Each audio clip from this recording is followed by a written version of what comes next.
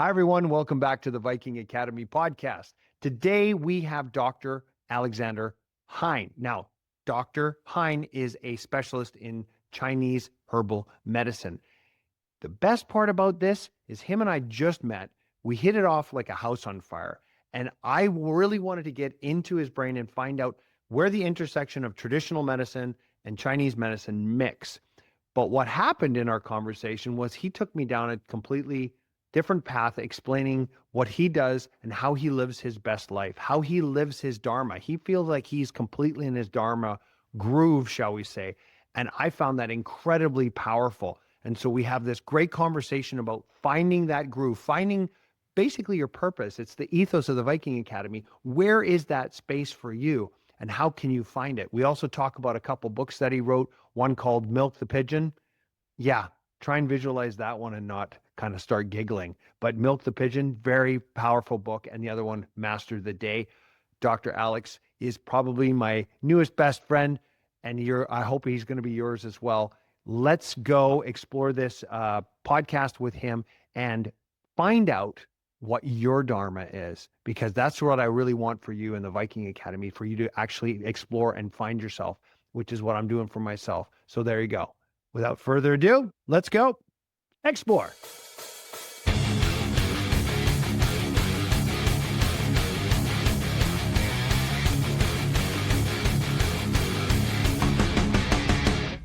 Alex, welcome to the podcast. Yeah, thanks for having me here. So you and I met in Santa Monica at all great places where I seem to meet all the really cool kids as a strategic coach.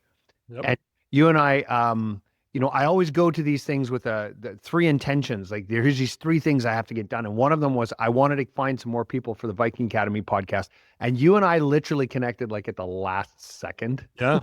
And then all of a sudden it was like, oh, fuck, you got to be on the podcast. And you're like, it's going to be awesome.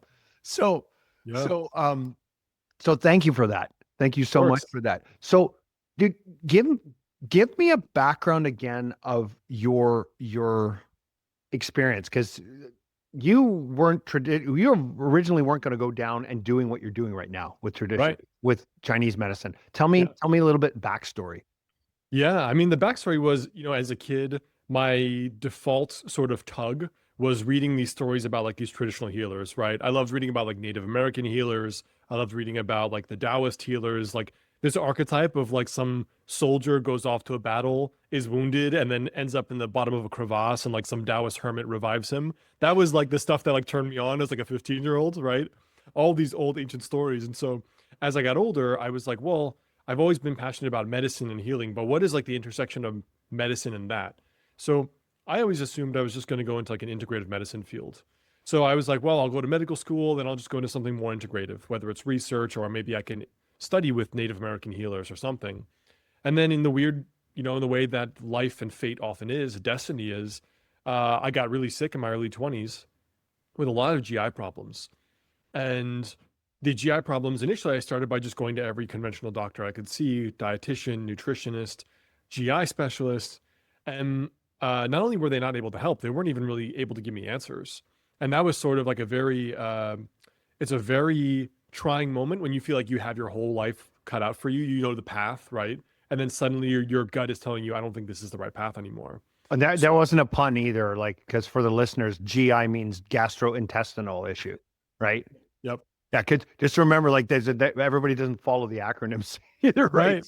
Right. But that's what the only reason why I knew what you meant by GI, because I actually had a specialist on the podcast about GI. So okay, he was working with GI specialists. Anyways, a sidebar. But anyways, keep going on that. So something was telling you that you weren't getting healed properly. Yeah, and I think it was sort of just the discouragement, the feeling, the thinking of just like, I'm going to dedicate the next 15 years of my life to this, and it didn't even fix my problem, right? So I was feeling very discouraged, but I still had all these health issues, and I was trying to figure out where they're coming from. So one day I'm just sitting in a cafe, and I'm talking to a barista, and he looked like my age. He was maybe in his early or mid-20s at the time, and he looked very weak. He was like even using crutches just to walk, but he didn't look injured. And he said, I've got this thing called I have inflammatory bowel disease. It was either Crohn's or ulcerative colitis. And he said, I developed an unusual reaction to one of the medications, and I developed autoimmune hepatitis. And he's like, none of the doctors can do anything now. But I saw this traditional Chinese medicine practitioner. He's a French guy around the corner. And while he didn't cure the problem, he got me more clinical results than any doctor I've ever seen. So I go to see this French guy. Sure enough, he gives me an herbal formula for my digestion. The next 30 days were the best it had ever been in like 25 years of life. And I just left there thinking, how is it that the GI doctors, the specialists, didn't know this? They would not have recommended this. They probably thought it was purely quackery and a bunch of BS. And I'm about to dedicate my whole life to being one of those GI doctors. And it was like a crisis of faith for me. So after that, I basically I bought a one-way ticket to live in China, lived there for a little while, came back, and then did my doctorate in traditional Chinese medicine because of that. Wow, the story is so similar to a lot of the people that I've had on the Viking Academy, that they've started down a traditional route and they thought this is the way to go, and then it didn't work.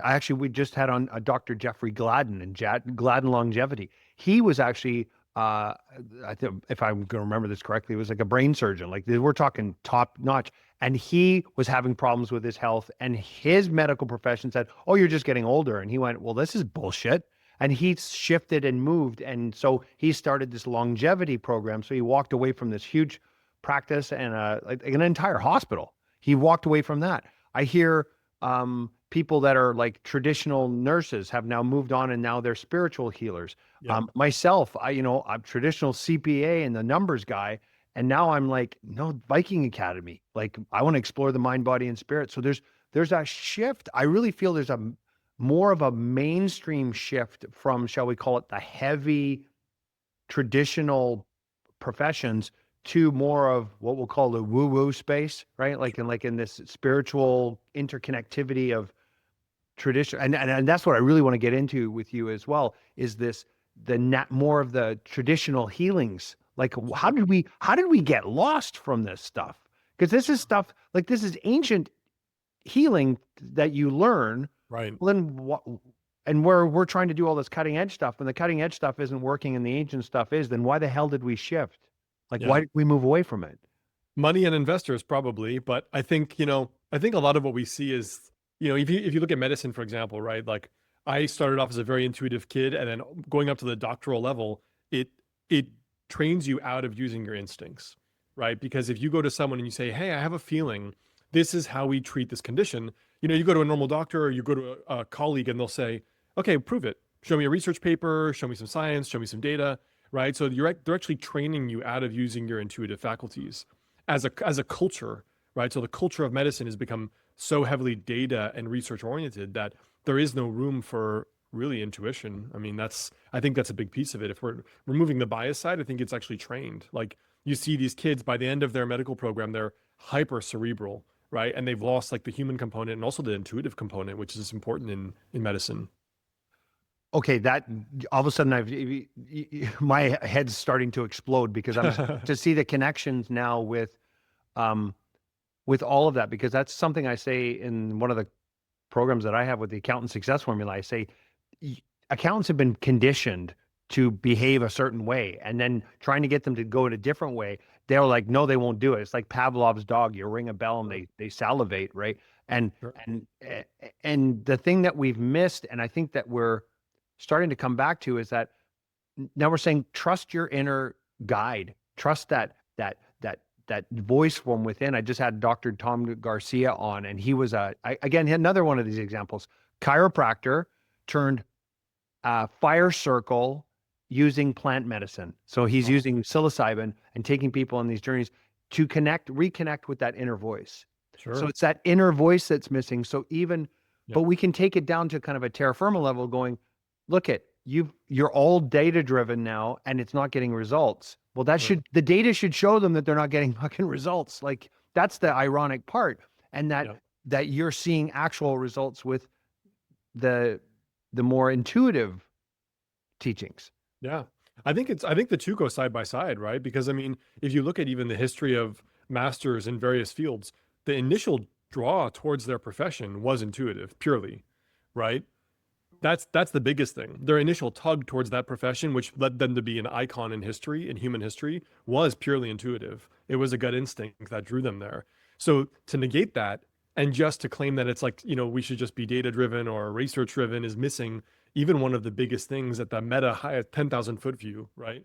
That whether it is a monk or it's a neurosurgeon or it's an artist or a musician, they felt that tug. And that tug is not something you can explain logically, right? But it is what ultimately becomes like their destiny in a way. Yeah, that this reminds me of the story of the Moses going up on the mountain and seeing the burning bush, right? He turns and he sees this thing. It's like, whoa, what's that? And it catches his attention, and he goes towards it. And because and when he goes towards it, the bush says, I am that I am. Like he Sure. reveals itself as God. Like, so that is almost like symbolic of the fact that trusting that thing that captures your attention Yep. is the thing that actually is what you're here to do. Right. Right. But then we put layers upon layers of conditioning on top of it with the research and the rest of it. So, Yeah. so here's a chance encounter. You meet this guy. He tells you what's going on with him, that he went and talked to this French doctor. And then you went around the corner, you get the results from him. Yep. Okay. And then what happens? So after that, it was around that time where I bought a one-way ticket to live in China, thinking I'd just become like a monk and just focus on martial arts for 5 or 10 years. And ironically, while I was in China, I did find some practitioners, but the best ones I found were not until I came back to the US. But that tug to go to China, I figured, look, the 9 to 5, I was an undergraduate bio and pre-med student, and then I just picked the first job I could get, which was like a teaching assistant in a high school. And I was just like, after 1 year of that, I'm like, man, this is what people do for 40 years. Not a chance in hell. I'm gonna go take the risk on my dream. Awesome. So then when you were in China, what did you find?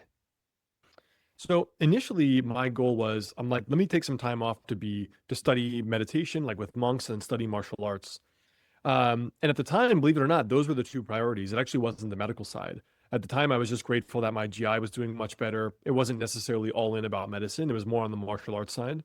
So I met up with I got an introduction to this guy who is a bodyguard for the Communist Party, and the training was like really like the old school Chinese training. It's all in the park, all seasons, right? I'm in Beijing, so it's near Mongolia, so it's cold in the winter, and you're just training outside year round. So this is like you're outside, you're training in the park. He loves messing up and knocking out the white boy just for fun, right? Just because I'm like the zebra in the crowd of Chinese kids. And basically while I was there, it was interesting because it's similar to our culture where, traditional Chinese medicine comes from Asia, right? East Asia, but you have a lot of people there who would rather take a pharmaceutical too because it's fast and is little effort required. So I think what I found there was that you have a combination. There's a lot more East-West integration. Like if you have cancer in lots of hospitals, like in China, you can, off the bat, they'll do integrative combined care. And they have studies on, for example, if you take this traditional herbal formula with chemotherapy, it decreases the side effects of chemo and even enhances the efficacy and doesn't damage your organs as nearly badly as it would. So they've done a lot of those trials for a long time. And I think seeing that integration was sort of, like if you're a woman, I just was looking at research the other day. If you're a woman with breast cancer, this is a specific kind of breast cancer. I don't know off the top of my head the stage and the kind, but the research found that this traditional herbal formula was so protective to both your cells and the mucosa and the tissues that it minimized the damage from the chemo and radiation and decreased your chance of dying by 40%. But no oncologist in North America would ever tell you to try the formulas we prescribe alongside chemo. So this research exists, but it just blew my mind that actually has already been done and that this is just not common practice in the West. You have triggered again something else in my head that it's this all or nothing thinking, and I got to watch myself, right? I have an all or nothing personality. I have two speeds, go or stop, right? So it's Sure. all this or all that. And I'm even listening to you and I'm going, even in my brain, I was going, okay, is it all traditional Chinese medicine or is it all new age numbers? And this all or nothing thinking is what needs to be broken even for myself. But I'm hearing Sure. it's not all this or all that. It's yes to both. Like take the best of both, put it Yep. together and have it do what it can do. So it's not like, not sitting here vilifying the traditional, shall we call it profession, right? Yeah. Because they're just doing what they think they can do to make it work out well. Right. Right. It's got its downsides because of the pharmaceutical push and all the money that's involved in it. but it's not all evil. It's going to Right. have some good parts. And then you have the traditional Chinese medicine, which can't necessarily be save you as much as, Republic, the new age technology. So if you can sure. take both and put it together, that's and I think that's where, I keep thinking about this ethos of the Viking Academy and why did I start it and what's going on in my head. And I just keep thinking about this programming that we've been programmed over and over, and we're just walking around with this programming. We need to upgrade our programming. Some people call it enlightened. We need to become enlightened, but I like to think of it as programming and to see life for what it actually is and take Sure. the best from both sides. So you saw that opportunity to take both and put it together, right? Yeah. Exactly. And it was just you know, even going back to that day where I saw that French doctor, my first emotional feeling was anger. Like, why did the GI specialist never even mention that this was an option? Right? If that's all it took, if they could have, that formula the French doctor gave me was from 1100 AD, 900 years ago. What the And fuck? if you imagine that this GI has probably seen billions of dollars of research just in the last 10 years of alone into GI procedures, new medications, different ways to do colonoscopies.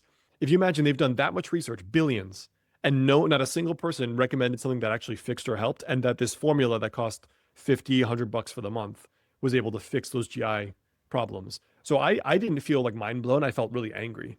I felt anger at the profession. I felt anger at none of the special. If you ask the specialist, who is this profession credible? He'd be like, it's garbage. It's absolute hogwash. It's pseudoscience. And yet it fixed me. And I use those same formulas every day in my clinic, and we see the exact same results. These people have been to some of the best GI specialists or other internal specialists in LA. The formulas still are able to fix those problems. So I left that discouraged. Well, one, pretty sold on the fact that I couldn't, because of the cognitive distance, I couldn't possibly go to conventional medical school, but also very angry as a patient that was not told that was an option that worked. So now that's what you're doing is you're showing them here's an option here for you. This is Yep. something to do in connection. And here's the other question. Do you work collaboratively with the other doctors on the other side? Are they open to working with you and at like a combined approach with your patients, or are they more still kind of telling you to go piss off type of thing? It depends on the person. What I find is that usually a lot of them are open to it, but they're just too busy, right? So there's really very little collaboration. It's like they came to me with a bad diagnosis of Crohn's disease or ulcerative colitis, and we have a year before they're put back on steroids or they're going to get their colon removed, right, for ulcerative colitis. And let's see what we can do. So usually not, but I think it's more so because they're more overworked and it's just another thing, right? To have to talk to some other provider. They don't know who I am. They don't know the results I can get, and vice versa. I think it's just more so out of busyness and stress as opposed to lack of interest. So I just had this vision of creating that hospital, kind of like what Dr. Gladden is doing with Gladden Longevity. But imagine if you had this one place where it was all under one roof and you walked in and it was a collaborative approach based on all the different methodologies that we've learned over the ages and said, how can we apply these to this specific person in this Yep. specific instance to Sure. give them the best results? I mean, Sure. I think, when you think about the way the universe works, it all takes all these unique abilities and they put it together to create what unique ability teamwork, which they talk about in Strategic Coach, which I love because I love the philosophy of it because that's what Yeah. the universe does. Imagine if humans actually behaved that way. Like Right. what a shocker, right? Sure. Like Sure. I mean, it's a kind of sounds like a John Lennon song. Um, the peace, love, and tacos, everybody holding hands and getting along. But I'm talking about like terra firma actually, what if we actually work together instead of fighting each other, right? Like what if you actually got like a true medical, like a traditional medical doctor and doing traditional medicine or not traditional, but doing, The pretty Canadian much medicine, standard of care. Yeah. Yeah. standard of care, and you put the two together. Like, have you ever thought about opening and creating that business? Sure. Like Yeah. Down the that? line, no doubt. No doubt about it. I mean, UCLA does have an East West Center for Medicine in the hospital here in LA. Okay. So I don't know to what extent it is. It might just be acupuncture because there's lots of research on acupuncture these days.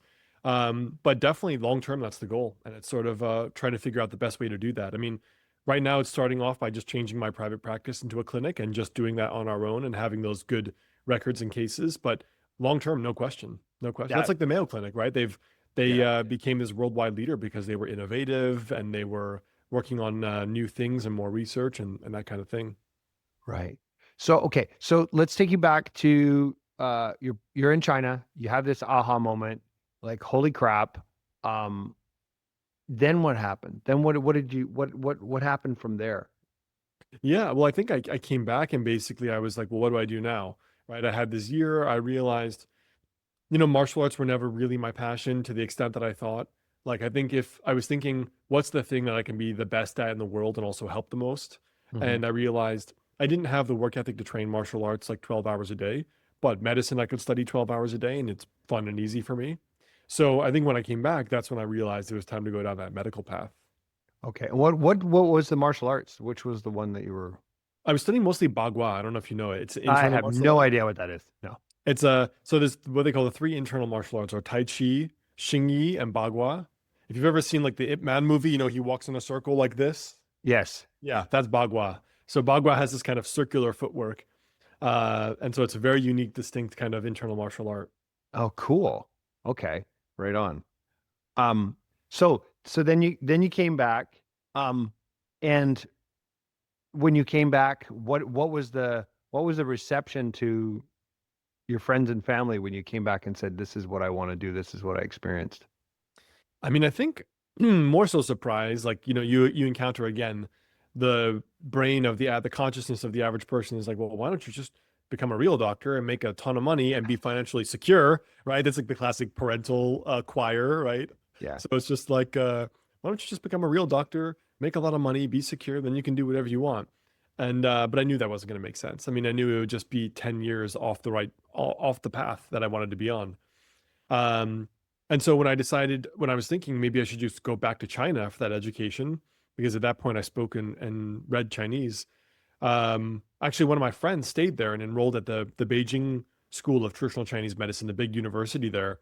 And he said, you know what, if I were you, I'd go to Oregon because there's this guy who's like a legend up there. And he started a school out there that's more Chinese than the Chinese schools themselves. Oh, really? So Yeah. you went to Oregon?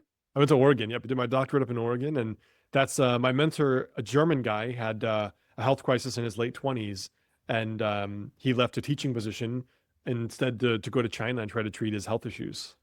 Okay.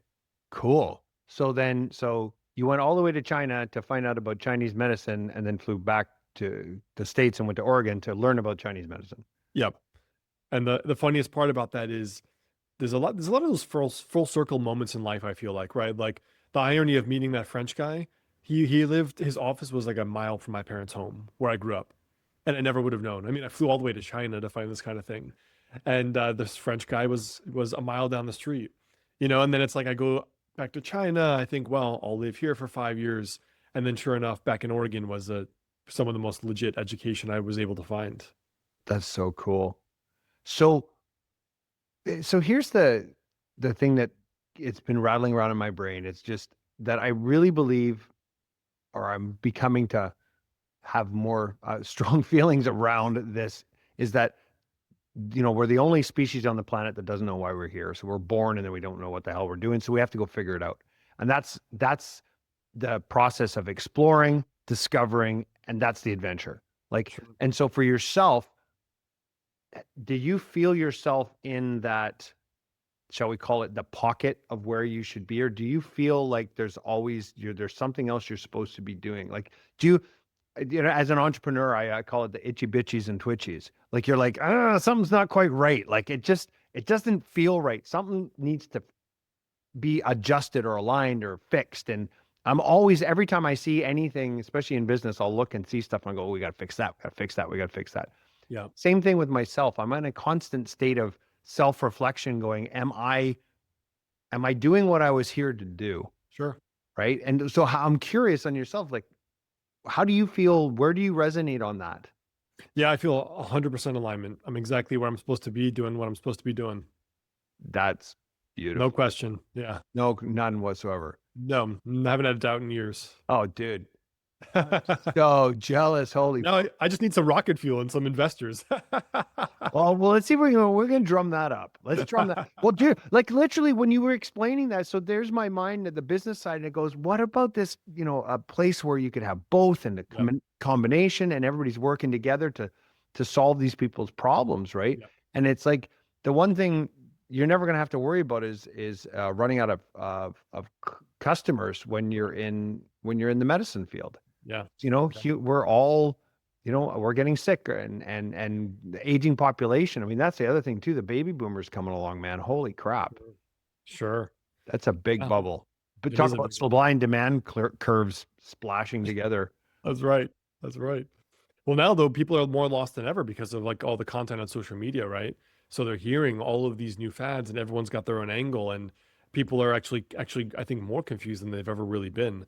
So I think that's going to be an interesting piece too. There's so much marketing out there in terms of content. Yeah, that is a and then all of a sudden using AI and perplexity, all these different tools, and then going on and punching it in, and then the AI comes back and tells you, oh, this is definitely what you have, and this is what you need to do to fix it. Now, AI doesn't do that. It always curbs it, says, by the way, I'm not a medical professional, but it also it self deludes itself. Like it has, um like I can't the word I'm looking for. It'll all of a sudden just make up shit. Right. And you'll look at it and go, yeah, that's not right. Right. If you know what you're looking for, Sure. it's not right. So, so for yourself, then, what's the vision you have for what you're doing then? Like, what's the vision, the grand vision? Yeah, I mean, going forward, I think in terms of my own use, like the term unique ability, right? I think some of my own unique abilities are, I think, writing books. I tend to like writing books. They tend to be received well. So I think being a good voice, specifically from the profession of traditional Chinese medicine, like I had it's just to get really like the vision, impact, and income surrounding this profession is my main goal. Because in the same way that I didn't know 15 years ago this was a viable option and profession for my GI problems, most of the world still probably doesn't, right? I mean, I had a young girl recently come in. She's in medical school herself, going to be a dentist or orthodontist, and she had a really bad pap smear, right? Two-thirds of her cervix was covered in precancerous cells. They're like, we need to do something called the LEAP procedure. It's horrendously barbaric. They shave and burn off, cut off the top layer of the cervix. They have to redo it multiple times. It has a almost certain effect on her fertility. They're like, we don't know to what effect it will affect your fertility. She's only 26. Besides the fact that it's barbaric, she came to me because I treated her sister, and she said, hey, I know what they're going to do. I really don't want to do this. And I said, I can't make a guarantee, but I have seen something an internal medicine we've compounded treat this before. So she had it's the ranking scale for what percentage of the cervix is these precancerous cells. And hers was quite bad. So I treated her with a formula, internal medicine formula we compounded for 4 months. And I said, take it for 6 months and then get another pap smear and let me know how it is. So she had moved states, had a new job at a new dental office, saw a new gynecologist, and they had a new pap smear. Pap smear came back 100% clear. 100%. Her gynecologist said he had never seen that in his entire career, ever. Never seen it happen, never seen it happen that quickly. And this wasn't a guess, this wasn't an accident. I learned that from my mentor, another traditional Chinese medicine doctor, that said this can treat cervical dysplasia and all kinds of fibroids, cysts, and also bad pap smears. That woman was going to for sure get this LEAP procedure, this electrosurgical procedure, probably multiple times, have an unknown effect on her fertility. And there are tens of thousands, maybe millions of women in the US alone that get that procedure every year who have no clue that I exist or that there's an alternative that exists. And look, maybe the worst case scenario is they need to do that. But at the very least, imagine if all of them took that formula for 6 months beforehand, and then we could see how many of them still really needed it, right? So in my brain, I'm just thinking, what can I do that gets things out on a megaphone? Yes, dozens of books. Yes, thousands of podcasts. But the integrative hospital is a great thing. I would love to do something like the Mayo Clinic, but really heavily focusing on the traditional Chinese medicine formulas, because in my experience, there's nothing like them. We have no competition in my field. There's no functional medicine doesn't come close. There's no other traditional medicine that comes close. There's no alternative that comes close in the efficacy that are used in hospitals in other countries that can do this. I just haven't seen it in any other kind of alternative to the norm. And so I think the world needs to know that this is a real option for them, and to try to show them case by case what it can do and what it can treat or prevent. Wow. That's that's insane. That is such a massive shift between, oh, we're going to come in and burn and cut away your innards, and to taking the herbal medicine and having it completely cleared up. Yep. It's like, so let's go back to this explorer ethos, like this Viking Academy. I keep Sure. coming back to this. It's like, if you don't explore, if you're not curious and keep exploring and find out what your options are and find out what's out there, and especially what's in there, what's in you, that's the whole thing. It's that explorer mindset, right? It's like, don't just stop and accept it. Keep going, keep exploring, keep looking, Yep. right? Which is I love the fact that you did that. I was looking on your website. You said the Sage Project. Like, Yep. that's what you've got. Tell me about the Sage Project. That sounds really cool.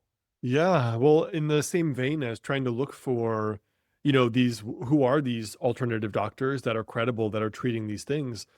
The Sage Project is, like I said, ever since I was a kid, I don't know if reincarnation's real.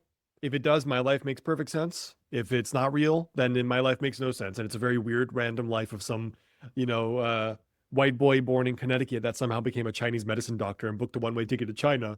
But I've always had a fascination with reading about like holy people and mystics. So that was like one of my earliest childhood callings. By the time I was maybe 18, 16, I had 1,000 books in my little room in my parents' house, and it was all on mysticism and about holy people. So I have a very bizarre childhood calling and an interest in that. So one of my initial forays in China was to look for some of these holy people. And one of the best places, if you ever get a chance, go to the sacred mountains of China, the Buddhist or Taoist mountains. If you've ever seen, actually, here you go. You see this painting behind me? Yes, yes. So this one, I was staying in a monastery about 5 years ago in the Sichuan province, and these paintings that you see that are like these mystical peaks and like hermits living in the cave, they're painted what the actual mountains look like. So one of them is Huangshan, which is Yellow Mountain, and Huashan, which is Flower Mountain. Huashan has this perilous plank walk, which is literally 2x4s with a 4 or 5 thousand foot drop, and you walk along 2x4s on the edge of a sheer cliff face to a hermit's grotto. And so I would go to these holy mountains to try to look for, Taoist or Buddhist monks or people that were recluses and that kind of thing. And so the Sage Project was a fun little um, vlog. I would vlog basically my trips to Taiwan or to southern parts of China to try and look for these people. And thus far on those trips, I haven't found a holy person. But have you found yourself? I think, I like this word dharma a lot. It Yeah. comes out of like I think it's the Indian tradition. I like the word dharma a lot because it's like a purpose that supersedes just like your career. It's like your divine purpose, right? So my profession is no question my dharma. And I think the way I know that, or the way that a person knows that, is peace, lack of like restlessness, lack of that, like, is this the right path? Should I be doing something else? Is there another thing out there for me? Like the lack of questioning. Peace to me is the best barometer that you're on the right path, that it is aligned like with dharma. That's the way I personally think about it, because that is how I feel day to day. It's sort of a question of, it's not like, am I looking for the path? Am I looking for the thing? It's sort of like, I'm excited to go down this path and see what I can build in a lifetime. You if I take that definition that you just said there about dharma being that you're at peace and that you're not feeling like you're not questioning the rest of that, I'm clearly not in my dharma yet. There's no fucking way. Like, there's no, like, I mean, and I think it's the thinking. I honestly, it's funny, I just said that. I think it's my thinking that's causing the problem, Sure. because it's the overthinking, the analytical, the too much cerebral and not enough heart drawn. Like, Sure. I'll tell you right now, um, if you want to know where my happy place is, it's behind the drum kit, singing heavy metal as loud as I bloody can in front of Uh, 500 plus people. So, and it's funny because we actually, hopefully, that this follows through, but there's this big festival in Victoria called Rifflandia, and there's about 12,000 people there, and we just got asked to play. And so I'm wow. going to get a chance to play in front of 12,000 people. Man, there's no question in my mind, that's my happy place. That's Right? awesome. Like, that's ultimate there's no, there's not, Flow. there's no, yeah, that's it. That's it right there. So, all the rest of the things are, I feel that kind of angst and it's like, oh, Yeah, I want to fix this or it doesn't feel right and there's no kind of groove, right?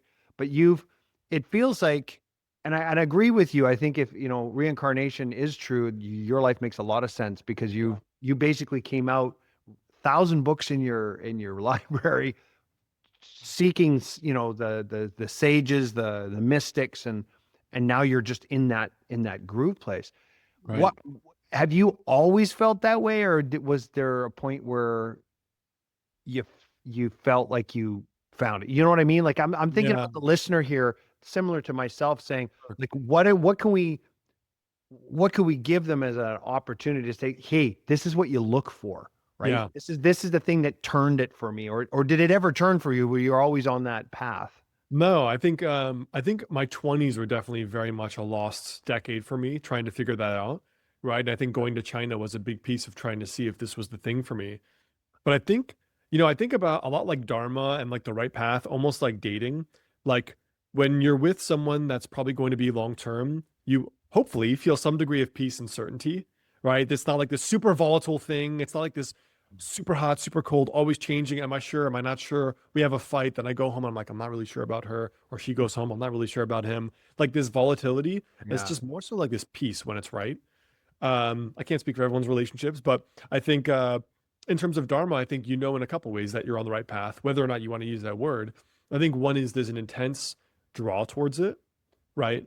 Like if you put people, it's like going back to the dating analogy, you have like a bunch of little kids in like preschool or whatever. It's like as a parent, you might be like, oh, these 10 of these little girls are so cute, but your little boy doesn't fall in love with all 10 of them, right? There's like a couple he has a crush on, and it's like, why does he have a crush on him? There's some kind of tug there. Maybe it's just maybe it's just chemicals, maybe it's not. But I think in life there's a natural draw. Like on Saturday morning, would you want to be naturally doing this for a couple hours? Do you feel like a natural draw that it's not forcing yourself, you don't have to achieve, but there's just a natural interest? Like I could sit down an hour or a couple hours a night in this activity or this project or this process or studying this, and I'm like really elevated emotions. I feel more energy, I feel more intrigue. I don't get fatigued as easily. I think that's one sign. I think so. That's one piece you feel a tug, and the second piece is I think you feel elevated energy when you're in the right sort of profession. The third is I think you feel a natural desire to just sort of evolve and grow and see where it can go. You feel more creative, you feel more inspired, you feel a lot more lit up by nature. There's a great personal growth book by Earl Nightingale. I don't know if you know this guy from the Oh yeah. 1950s. Oh, of course. Yes. Yeah, yeah, and he says I think it's the book The Essence of Success, where he says, it's amazing. You'll see a guy work 30 years at a career that he was programmed to do by society, and then he retires, and in 5 years, he achieves more than he did in the prior 30 years of his entire career. And the reason is just it's passion. It's interesting to him. He'll study more, he'll think more about it, he'll put more time into it, he'll be more resilient when things don't go well. It's not just like this is the end. It's like I'm still interested in this topic, right? So I think those kinds of things are really good, like your radar for if this is the right next thing for me, right? I don't know if anything's ever final, but it's sort of just the next step on the path. Yeah.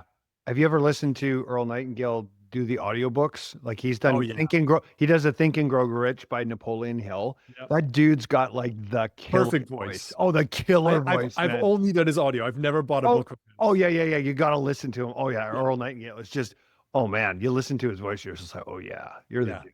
You're the fuck. exactly. It's You're the fucking man. the Like, perfect 1950s announcer I voice. know. Yeah. He's awesome. But yeah, I love that. For me, I've always been feeling like I haven't quite been on the right path. For me, I've always just something has felt like just a little bit off. Mhm. And I think that's a drive that I've had inside of me to go and find that. Sure. And then once I start expressing myself in an authentic way, I remember getting shot down by people around me because I was acting like not everybody else. And so it was Sure. more of a like, well, stop, stop being that way, Eric, right? And that's why now I'm like embracing the Viking, right? I don't give a fuck if somebody doesn't like Eric the Yeah. Viking. I don't like Vikings. Oh, too bad. That's who I am now. Like I Yeah. finally got to a point where that is, and it's not so much an FU to everybody else, but it's just kind of a realization that like life's so bloody short. Why are we spending it doing things we don't want to do? Yeah, And that doesn't fulfill us. Like it's that living with passion and purpose for me is so important. And finding that spot where you feel like all the things you just said, and it's like the unique ability, right? Like Julia Waller from Strategic Coach. Yeah, I did a deep dive with her on this, and it's all the same things. It's like it's got the tug, it increases the more it feeds you more energy than you put into it, and you always want to keep getting better at it. sure. And then the final kicker is that everybody finds it incredibly valuable, and you're thinking, I'm just breathing. Right. And everybody's like, no, no, no, this is amazing. You're like, well, this just feels like I'm breathing. It's just like, it's just who I am. It's like a natural expression. I love the fact that you've known this from the get-go, and that you've grooved it through because I wish well, I can't say I wish I had. This is part of my journey. That's the other thing Sure. too, is I think I get to experience my own journey, and I'm just being open and honest because I told my listeners that I said, by the way, it's not like my shit don't stink, right? I'm going to tell the truth on these Sure. podcasts. I'm not going to pretend to be all things to all people. But Sure. here's the thing. You talked about earlier in the podcast, and you kind of jumped, you kind of did a precursor on it because I wanted to ask you this because one of the books that you wrote is called Milk the Pigeon. Yeah. I'm sorry, man. I cannot get the picture out of my head right now. I'm But just I've done a like, good job on how the am I back of it. going to milk a pigeon? Like, what the fuck is, like, what is There you that? go. You figured it out. Yeah. It comes from an old English expression, which means to try to do the impossible. Oh, It's like akin to trying to milk a pigeon. oh, okay. Because that's, I always, I've got 3 kids, right? So I always come up with really bad dad jokes. So Yep. when all of a sudden I'm like, the kids were, you want some almond milk? Yeah. And I said, it took me a long time to milk those almonds. And as I'm pouring, they're like, Dad, stop it. Anyways, so we're milking the pig, which is impossible. So Yep. tell me about the book because I'm very curious about that. Yeah. So initially, Yeah. the name came from this blog I started when I moved back from China. And the blog was just called Milk the Pigeon. And I started the blog because when I came back from China, I had just lived this epic year where I was completely following my, like, if I had cancer and died next year, this is what I would do. So I come back home after this incredible adventure. I lived 10 years in 1 year, and I come back and all my friends are the exact same. My Mm. family's the exact same. Life is the exact same. Everyone's their little cubicle corporate drones sitting with their heads down in their cubicles. No one is doing anything interesting. No one's taking a risk on their dream, nothing. So this blog started as a process of me documenting me doing all the impossible things on my list. What are all like the biggest goals and dreams? Like, want to move to China and study with monks in mountains? Done. Gonna do that. What an epic story that would be. So I just started blogging about my adventures, basically to do all the things I wanted to do on my bucket list. And I called it Milk the Pigeon because so many people were like, I was at that age now, 24, 25, where they're like, when are you going to get a real job? When are you going to settle down? Why don't you just get your corporate job, get a finance job, and just make some money? And I was so rebellious. I hated that. I hated hearing that. So Milk the Pigeon became, let me try to do the impossible, which is I'm gonna be the only person I know who's going after their dreams in life. Like the biggest dreams. Every dream I write down on that paper, I'm gonna do it. I'm gonna document it. And then these articles were just going viral on the internet. It wasn't my plan, but there was just so much emotion. Like, literally, you guys have one life and you're sitting there in your frigging cubicle on your phone half the time and doing 2 productive hours of work. And then you've convinced yourself it's too risky to go out and do something you really want to do.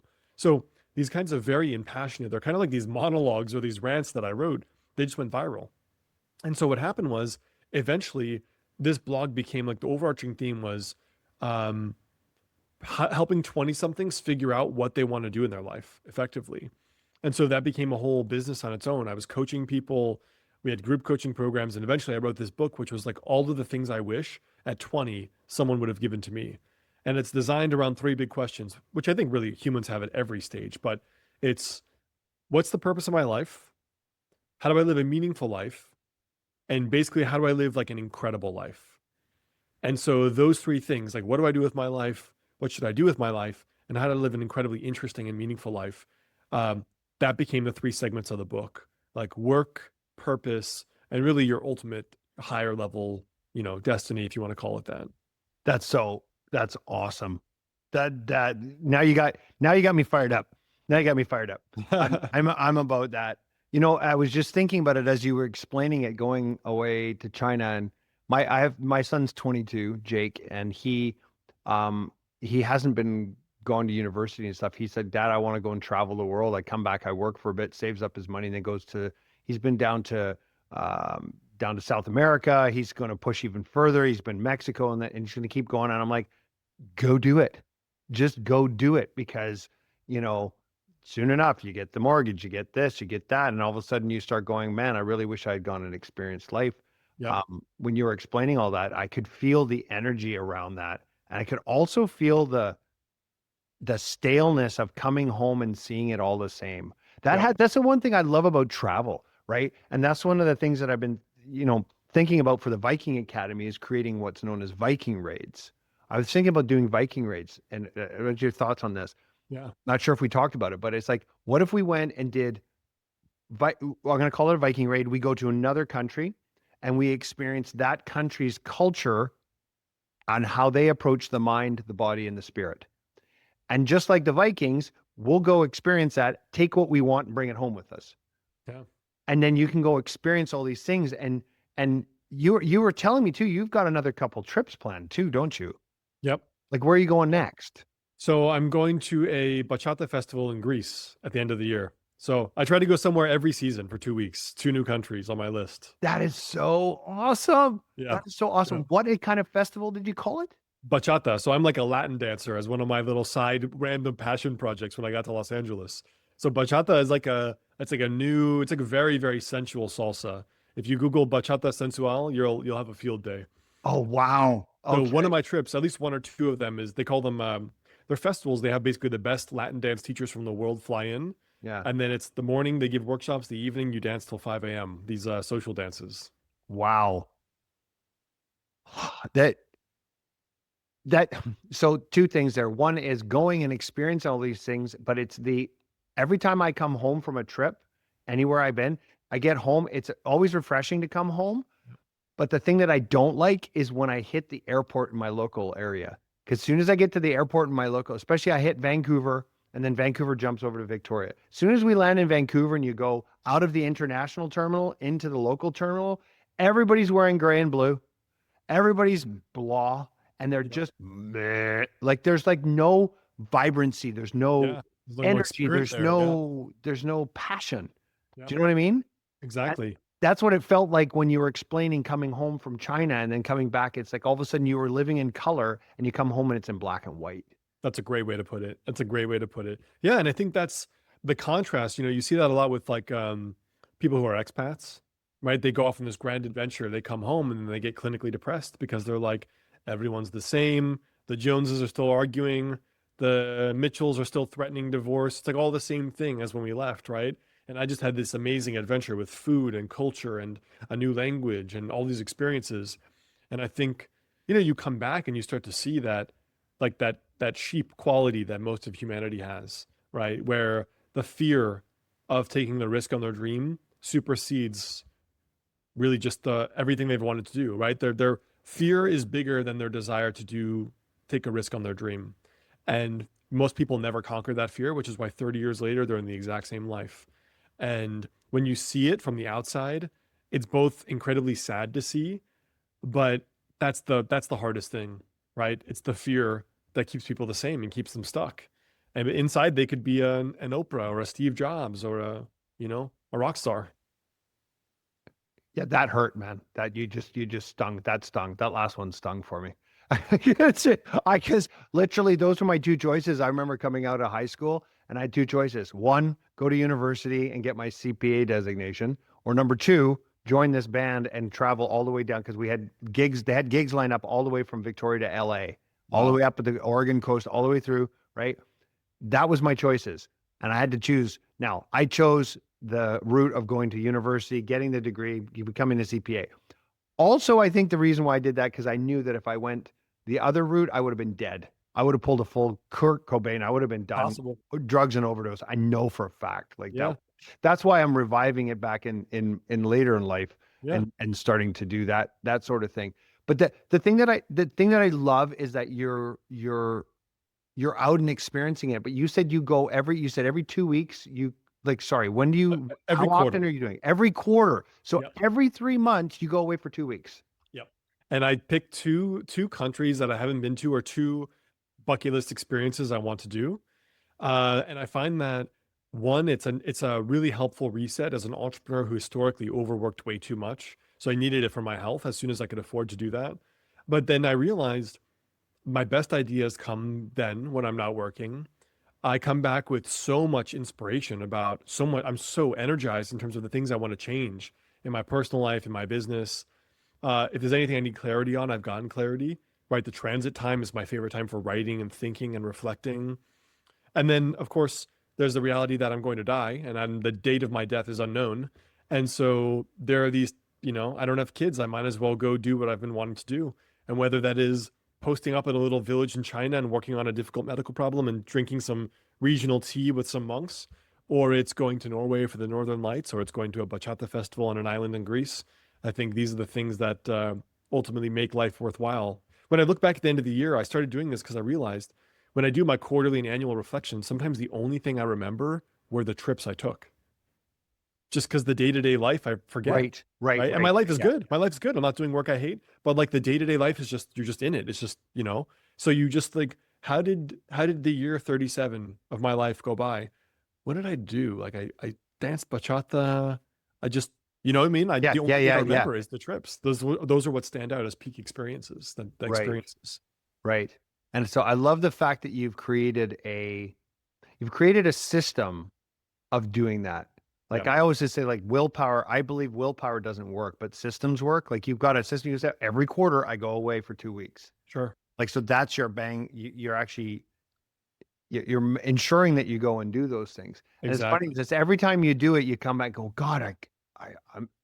How come we forget? That's another psychological question in itself. Like, how do we forget how energized and how wonderful it feels to get away and see some new culture and how things are in I some. know. I think sometimes it is just like the mundane human existence of like it's like money, right? It's like, well, let's say just as one person, let's say I spend 5,000 and in my brain I'm like, well, for my PhD, I still have a little bit of student debt. A responsible decision would be to put that to student debt, right? Or like, well, I'm not married, I don't have kids. A responsible decision would be to start putting that towards a home instead of going to Iceland for 2 weeks. So I think sometimes the voice of your dreams and the voice of reality, quote unquote, are sometimes battling like that in your brain. But I think that's on a linear level, right? Because on an exponential level, what if you go on this trip and you get your next biggest insight for your most successful program or product yet? And that's often how life is, right? Or you meet the Yeah. person you marry because on a trip, some chance encounter. So Yeah. And I mean that's the baseline for strategic coach is that free days where we're talking about going away on holidays are not a reward for working hard. They are rechargeable days. So you go and recharge, and when you come back from that, you will see things differently, and you can become yeah, more productive. So it's not uh, you're going away for 2 weeks, and that's your reward for working hard. It's the right. other way around. Going away for 2 weeks gets you recharged, and so when you come back into work, you're full of energy, and away you go. And you're over, and then you work, and then your battery level drops down. It's like, well, I got to fill my battery again. I better go away Right. for another 2 weeks.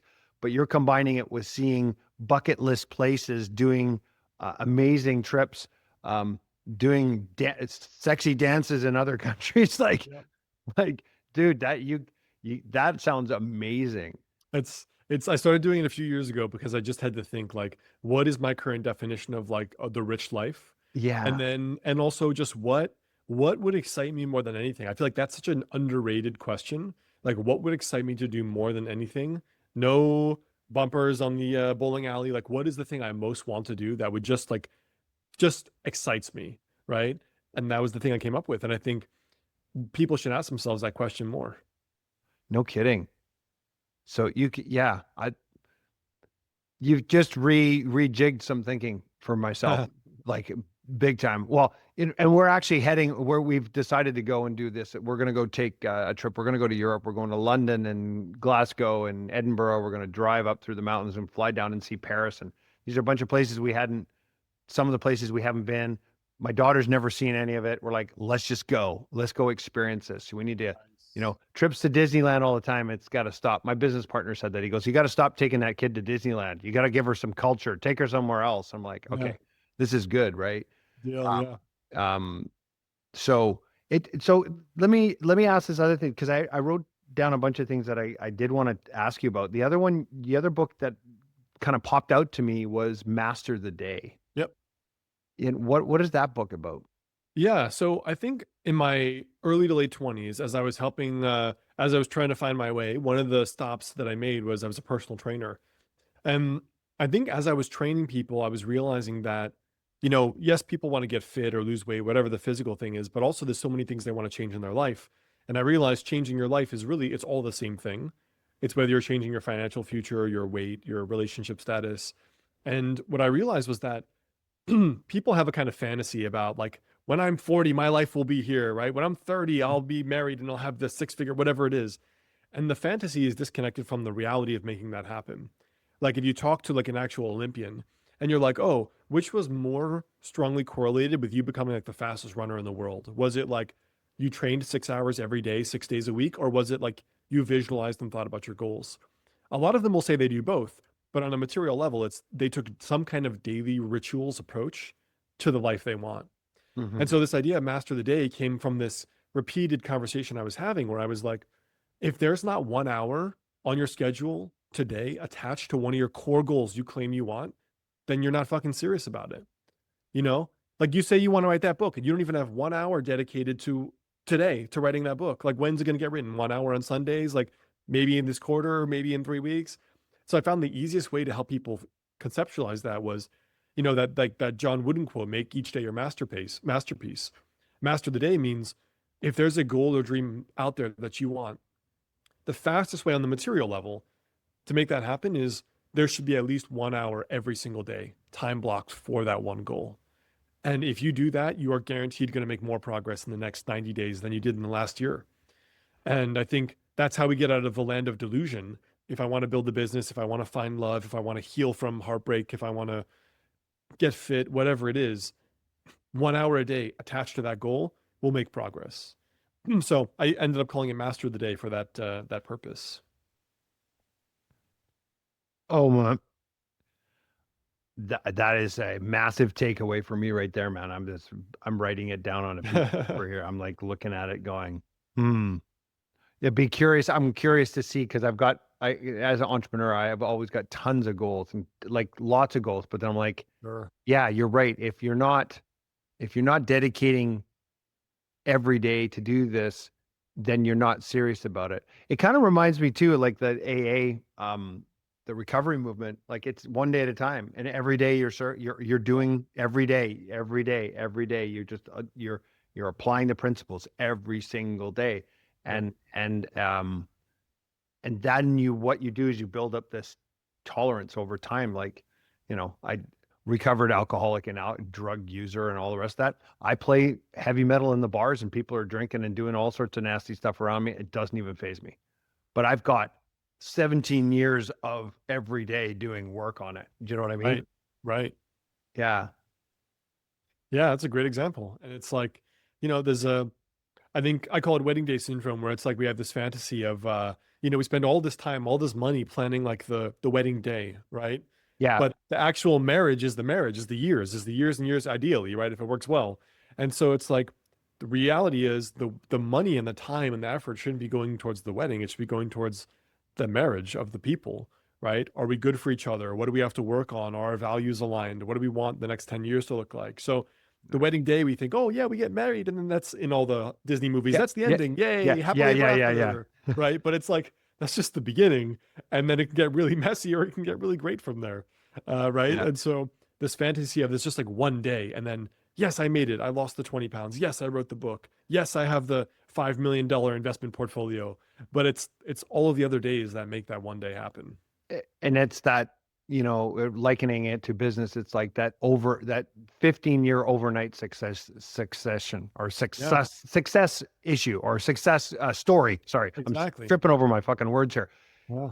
It's like it took 15 years, but everybody thinks it happens overnight. It doesn't, right? And that's the same. I want to come back this.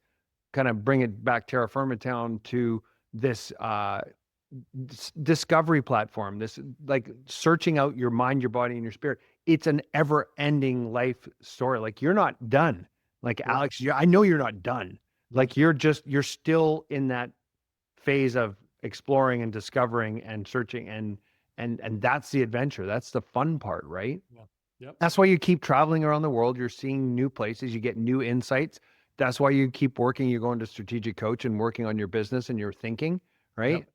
Like that's why, as soon as we talked, I went, holy crap, I think this is my brother from another mother. We got to have a Right. conversation. We got to have a podcast. Yep. And the one thing I want to do though here is I want to leave the listeners with some resources here, because I noticed on your website you have something called 4 daily rituals that can add years to your life. Yep. Yeah. So there's a couple of things. People are always interested from a traditional Chinese medicine point of view, where unique specific health symptoms are coming from. So we've actually put together a free root cause quiz. It's just like a little 10-page handout. You can scan through your symptoms, and actually it'll show you, according to my profession, this is what we diagnose as the root cause of that. That's pretty interesting for people. I think that's at dralexheyne.com/quiz. Mm-hmm. And then it also links to, we put out a lot of material, daily short form and weekly long form videos on YouTube. It'll actually link to a lot of our top videos on those exact topics. So if people are trying to get some of their concrete health issues under control, that's a good way to check that out. Yeah, cool. Yeah, because I was looking at that. I'm gonna go when you get to the website. The pop-up came up about 4 daily rituals that can add years to your life. I'm all over that. I'm gonna be taking that myself. Dude, any parting thoughts before we wrap up this podcast? And it's not gonna be the last conversation we ever have, but any parting thoughts that you want to share with the listener? Yeah, I think wherever people are right now in their life path or life journey, whether they're just sort of waking up and they're dusting off the frost and the mold and the mildew, and they're trying to wake up to do the life that they actually want to live and they actually want to do. I think the hardest thing is going to be being brave enough to go down the path you want to go down, because there's going to be a monumental amount of gravity that is keeping you the same person, right? The gravity of your culture, maybe the gravity of your family, maybe the pressure from everyone around you that wants you to stay the same, partially because they're afraid to see you change, and partially because people hate people who have achieved their goals and dreams. And it's the sad truth. People hate successful people more than they hate almost criminals, because they could be successful too. They could take the chance on their dream. And so I think remembering that you have to escape, it's like that gravity of escaping the atmosphere that like a rocket has. It's going to be incredibly hard at the beginning, because you'll feel the pressure, the pushback from people around you. But you have to just stay connected to whatever that internal feeling, that internal GPS is that's saying, I have a feeling that this is the path for me.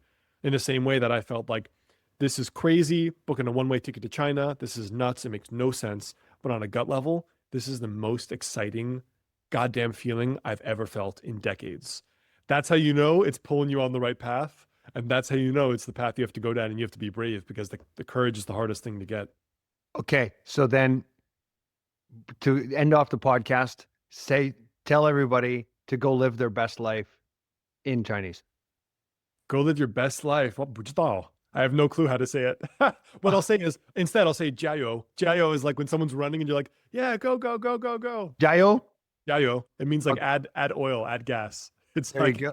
I right? love So it. what I'll say, Jiao. I'll wish you guys on taking the chance in your dream. Jiao. All right. I love that, man. Thanks so much for being on the podcast. Yeah. Thanks for having me here. Jiao, everyone. Let's go. Thanks for listening to the Viking Academy podcast. Make sure to leave us your honest feedback by leaving a review on Apple or Spotify, and hit subscribe so you never miss an episode.